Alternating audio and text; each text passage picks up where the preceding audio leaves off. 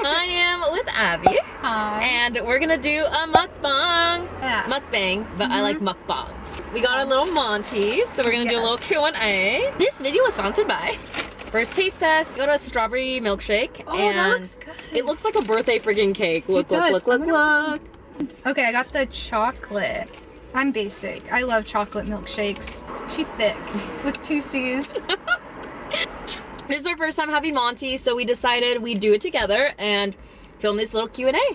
Whoa. Okay. These cute ones. Ooh, little cuties. Thank you to everyone who sent us questions because we wanted to make this video so bad and we couldn't have done it without you guys. We both graduated. You graduated recently. And I graduated about 2 years ago. I graduated from Cal State Fullerton. Woo, woo, woo, woo, woo. You graduated from UCSB. Never thought I'd make it. What's up, baby? Gauchos forever. How was Santa Barbara?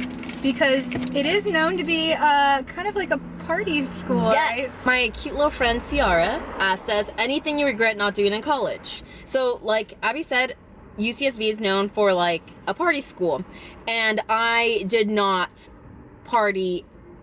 Like I don't understand how people partied at UCSB. Like I was constantly studying. I think that's one thing. I wish I wasn't as stressed, and I really wish I didn't focus so much on my breakup the first year, so I could have actually enjoyed my college.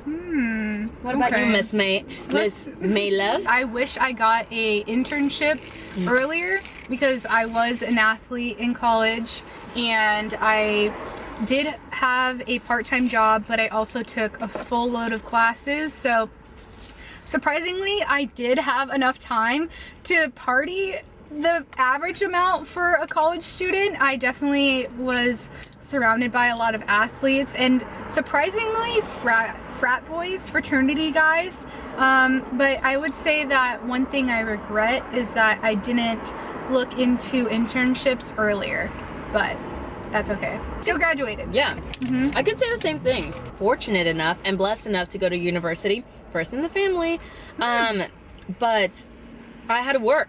And one summer I had to work 2 jobs, so I didn't really get internships either. So normalize working while you're in college, and it's hard. It's so hard to get an internship when you have to pay for your school and for your living. And you don't get paid for it.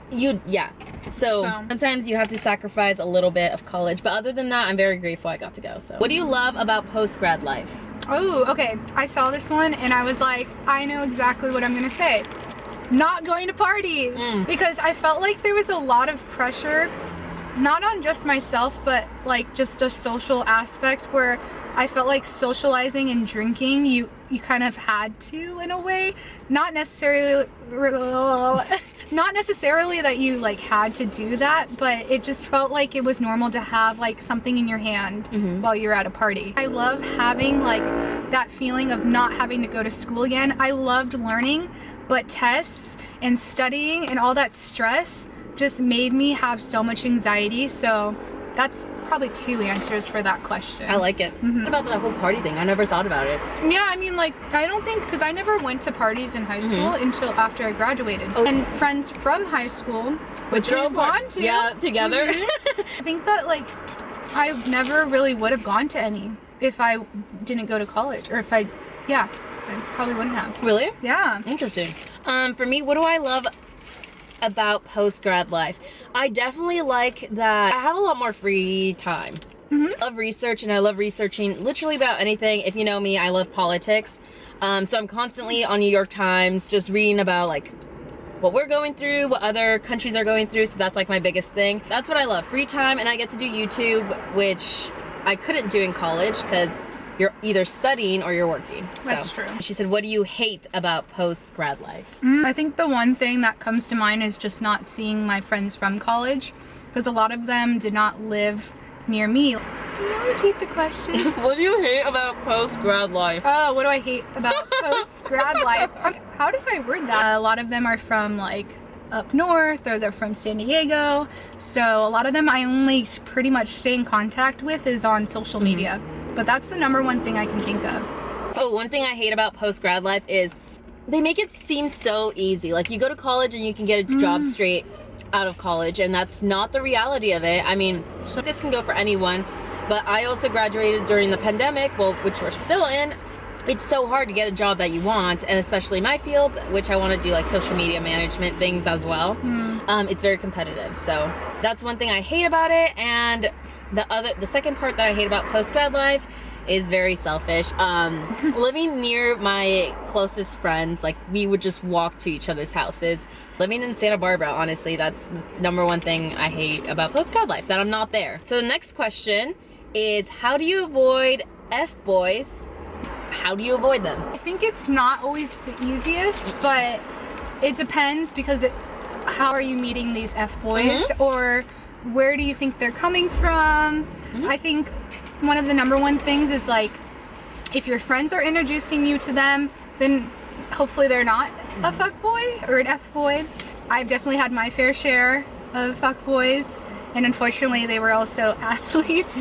Like I said, I did go to school or college, and I ran track and cross country, so I was around a lot of other athletes, and sometimes athletes have those types of stigmas that they are F-boys, they're jocks. The way to stay away is that kind of go into them if you are starting to talk to them, because people can change. Once they're a fuckboy, they can always change if they're starting to talk to you. Just kind of keep yourself guarded, but also if you're having fun, have fun. Who cares? I agree. If you're in that stage where you're like, I want to go out and it just, like, you know, it's not a bad thing, but like hook up with random guys, do it. Safely. But just know, safely. And just know that that might just be like a one-night thing, or literally just a one-night thing. How to avoid them? I think it's not. Sometimes you're like, oh, this guy's so cute, like I want to hang out with him and I want to like see him, but then his intentions aren't in the right place. So I think to avoid F-boys, you have to have self-respect for yourself, self-love for yourself. You just have to know what you're getting yourself into. Even though he's the hottest boy in the whole entire world, stay away from him. You don't need that energy. You need to focus on yourself, basically. Yeah. Stop giving these guys the benefit of the doubt. They don't deserve you. They don't deserve. Stand up for yourself. Yep. And know that he ghosts you. That's not on you. That's the lack of communication he has with himself that he has yet to learn. Very true. Preach it. Preach it. Rome wasn't built in a day. As you grow and you see more guys, it's just like you understand what you want, and you understand how to stand up for yourself, basically. Like, that's not what I want, so I'm gonna yeet out. Oh. Yep. But how can I make TikTok content like yours? Honestly, this goes for all social media platforms. I don't care what anyone has to say about me or my stuff that I post, so I think it's just gaining that confidence. I don't give a hoot. I don't care. I don't care what I post on social media. I used to care a lot. Really? Yeah. How did you get over it? You know what, I think I was mainly caring about the certain people that saw it. And then after, I was just like, you know what, they see it, they see it. And it wasn't even as a whole, but also I felt like in high school I was judged a lot for what I did post, because back then in high school, like 2009 through like 2013-ish, Facebook was still a big thing. I would always post my outfit of the days, like my little outfits. And that was on trend. I know, it was very on trend, but I would get like more guys making fun of me and like mocking me. So I guess like I just, you know, you grow up. It's gonna happen either way, and just know that those are hard times, but they're not going to like rule your life. Right. And hopefully it doesn't. But you just gotta stay strong, have close friends that are gonna be there for you. And if you lose those friends, you lose those friends. But like, life goes on. Yeah. Just know that things will be better and you have a path. Also, the guys in your class were like not the worst, but they always made fun of like everyone. Exactly. And I think both of us know exactly who those people are. They still, to this day, I'm not even kidding, they still like mock me or make fun of me. Really? And I think they think it's funny, but it's actually really immature. I never cared about literally anything. I'm like, you're gonna judge me, and I'm gonna laugh with you, because I think half the stuff I post is cringy anyway, so YOLO. Next question, what are both of your career goals? I have a career position job right now, and I am very happy with it, but when I started this job, COVID happened. So I didn't really get my full potential of that career job just yet, or career goal. I would love to do event planning, same thing, kind of like social media, influencing, all that kind of stuff. Kind of goes hand in hand. But ultimately, I would love to have my own business. Just anything of the sort of maybe working out or having my own gym. I mean, I have so many ambitions for my career, so whatever the wind blows one day, that's what my career could be. Yeah, so I'll go to your gym. That was a very broad answer, but I think that I have faith that my career will lead me somewhere. Oh, it definitely will. My career goals. I used to want to be a lawyer, like a civil rights lawyer. I don't know if I want to go through law school, if I have to be honest with myself. But for now, I do want to do like social media management for like a really good company. Like create content. I don't know. I love the idea of creating content. For a moment, I wanted to be like a band's manager. I don't know. That's what I wanted to do for like my 20s. And then if I get a certain job, I hope that I can also go to school behind that and either go to maybe law school or get my PhD or master's in psychology. So we'll see. I'm really all over the place. Right now I'm just doing YouTube. So what are the things that keep you motivated? Oh, sorry, I didn't mean to ask while you were eating. Okay. What are things that keep me motivated? I know what motivates me. Life itself. That's a good answer. My family? Okay, that's a good one. What motivates me? My goal is to retire my parents. They literally gave me and my sisters everything, and I want to do the same to them. They've worked so hard through this whole life, so I just really want to give back to them because they gave me everything I needed.